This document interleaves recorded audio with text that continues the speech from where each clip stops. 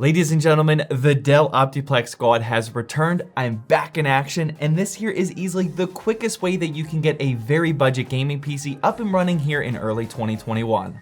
Let's get into it.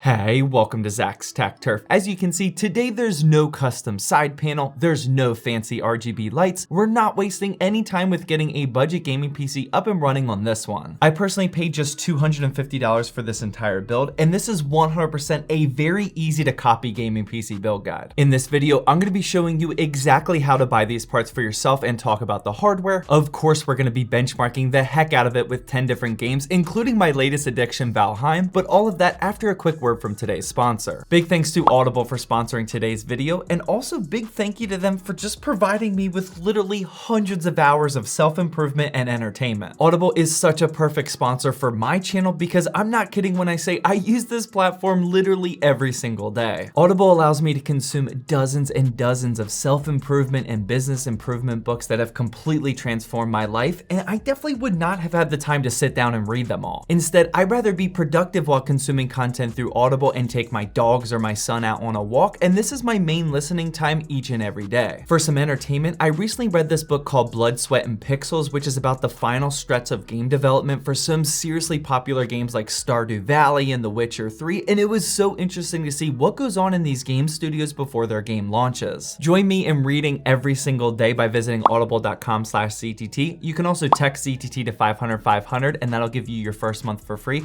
but also let me know down in the comment section what book you're going to start with. Jumping straight in the parts list, the bread and butter of this gaming PC and kind of the entire ZTT channel, to be honest, is the Dell Optiplex. This time we have a somewhat newer 5040 model. This is a bit more expensive than those typical $100 Optiplexes that I used to buy, but for good reason. This one is rocking a 6th gen Intel i5-6500, 8GB of DDR3 RAM, a 500GB hard drive, and most importantly, it's big enough to throw in a full-size graphics card so we can turn it into a gaming PC. Speaking of which, the GPU I chose to go with today is a GTX 1050, just a 2GB model, and this I recently found used on Mercari for just $72. This card is by no means going to crush 1080p ultra gaming or anything, especially with that 2GB of VRAM. However, we are going to see that for just a $250 gaming PC, this is certainly packing some easy price to performance. Keep in mind that this i5-6500 can certainly handle a beefier graphics card. In my opinion, you could probably scale this up to something like a GTX 1650 Super if you really wanted to, but keep in mind that the power supply that this model comes with does not have an extra 6 or 6+2 PCIe power connector. You could indeed buy a SATA power to 6+2 adapter that should work perfectly fine for you, but the internet doesn't really like when you do that, even though I've tried it for myself with zero issues at all. The purpose of today's video is not to show how much performance you can get out of a Dell Optiplex gaming PC,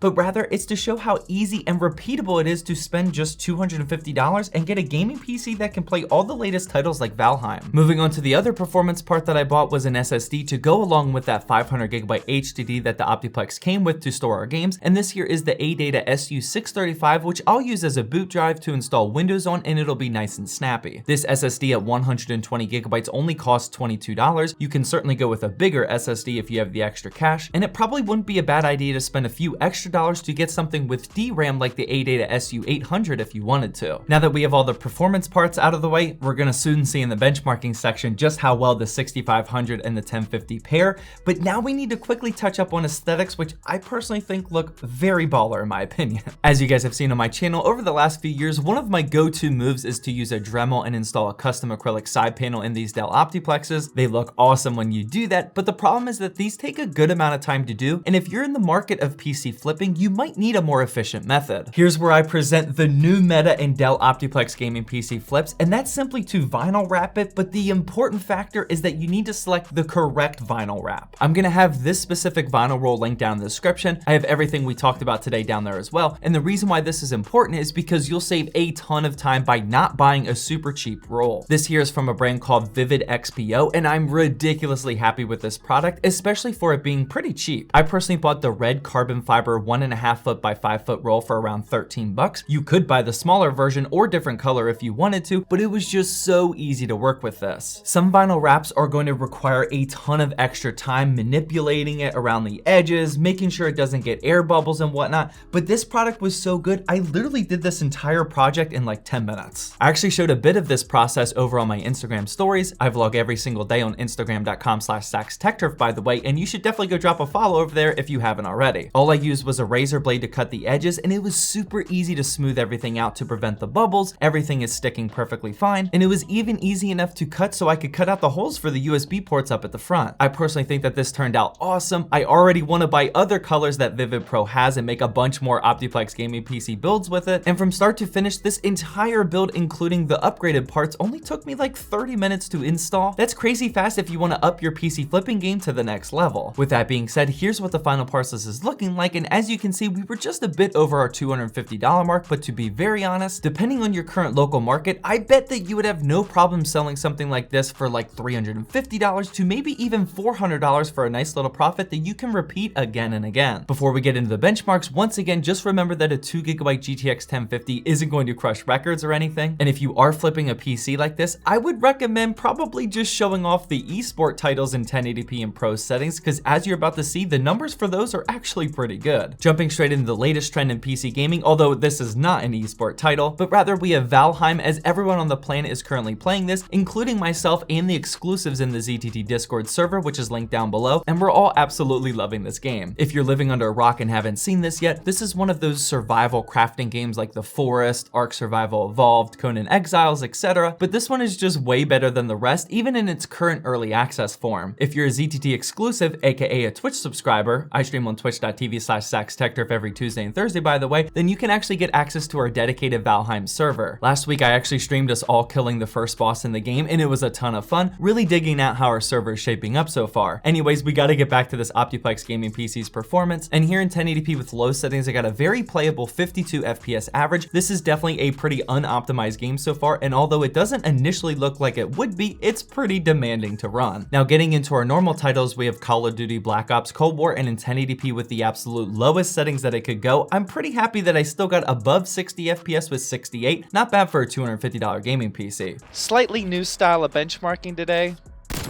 Hopefully you guys think it's okay.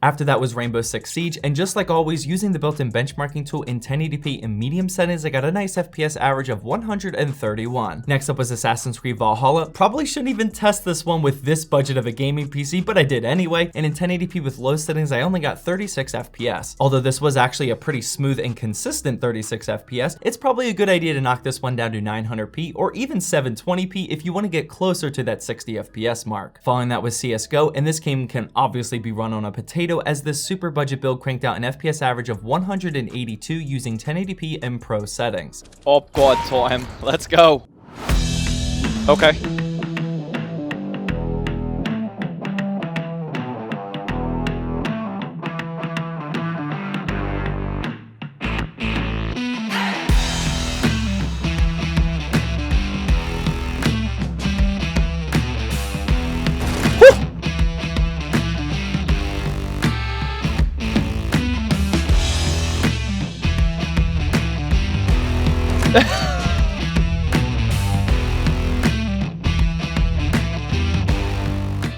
After that, we have Fortnite, which actually ran pretty well despite those low 1%ers, but in 1080p in Pro settings, it got 121 FPS. During my benchmarking run, which you're seeing right now, I was actually able to record a ridiculous 11 kill third place match, and you'll see during some of these kills that the FPS definitely dropped a bit during some of these intense combat interactions. This is something you'll need to expect with this cheap of a gaming PC in most games like this, but hopefully this 11 kill run proves that it's still possible to dominate the competition, and it was a whole lot of fun doing it. After After that was still my favorite competitive title right now, which is Rogue Company, of course, and in 1080p with low settings, I got 113 FPS. Borderlands 3 followed up after that to really strain the GPU, our 2GB GPU, mind you, and in 1080p with very low settings, we got right on the mark at 60 FPS. And for our last gaming benchmark, we have Valorant, and in 1080p with low settings, I got 139 frames per second. Oh, that's nice. They give us a little warm-up time.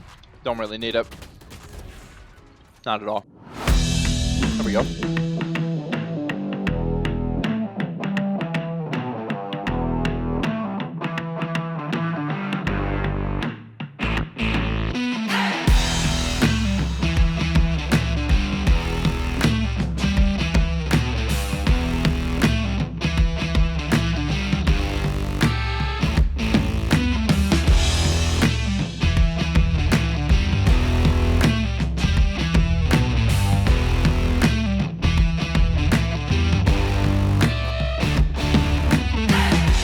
And then just like always, we have our 3D Mark Time Spy just as a consistent benchmark across all my build guides, and this $250 gaming PC cranked out a score of 1,978. As you can see, this is definitely a repeatable gaming PC to either flip or just get a gaming PC up and running on a really tight budget. As always, if you're in the market for something around this price range, then feel free to click the video that's on the screen now, and that'll give you yet another example for that. But just like always, I hope you enjoyed this video.